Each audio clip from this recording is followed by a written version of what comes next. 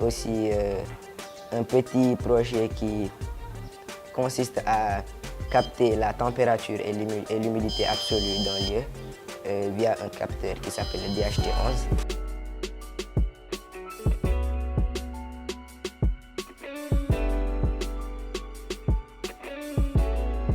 Moi, ma passion, c'est la robotique. Tout a commencé il y a bien longtemps de cela, à Kédougou, quand un jour j'ai bloqué le téléphone de ma sœur et je suis allé voir un grand du quartier, un jeune du quartier, pour qu'il me débloque ça.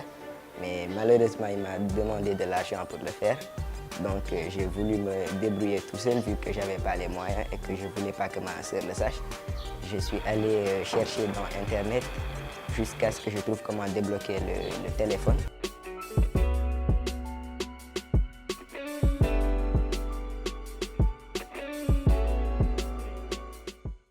Donc l'appareil de mesure, là on voit un écran où c'est écrit station de mesure.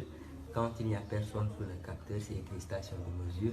Et quand le capteur détecte une présence, il calcule la taille de cet objet ou de cette personne. À présent donc, passons à la démonstration. Je vais me mettre sous le capteur.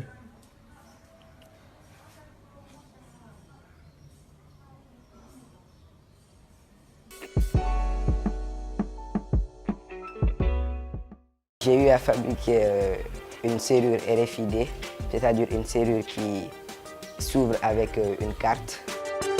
Normalement, si je place cette carte devant le badge RFID, le badge va reconnaître que c'est la bonne carte et il y aura écrit ici accès autorisé.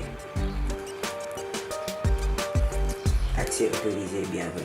Par contre, si je mets la mauvaise carte ou le mauvais badge comme celle-ci ou n'importe quelle autre carte qui n'a pas été enregistrée, l'écran affichera accès refusé.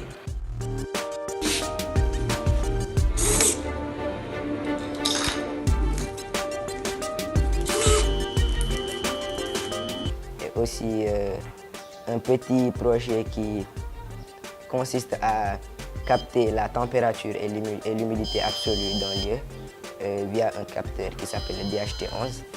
Aussi une petite voiture indépendante qui ne nécessite pas de télécommande ni rien, elle se déplace tout seule et quand elle rencontre un obstacle, elle change de chemin. Et aussi un détecteur de mouvement, donc quand on passe devant le détecteur, une alarme sonne et une LED rouge qui se met à clignoter ou à s'allumer constamment pendant tant de secondes.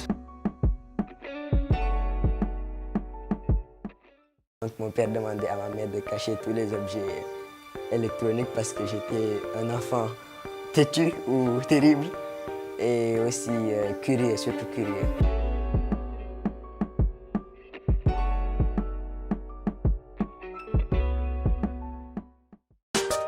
Au début, les parents pensaient que c'était dangereux pour moi parce que je manipulais tout le temps des batteries, des moteurs, des composants électroniques à main nue. Après qu'ils aient vu que c'était ma passion, ils m'ont laissé faire et m'ont encouragé dans ce sens-là.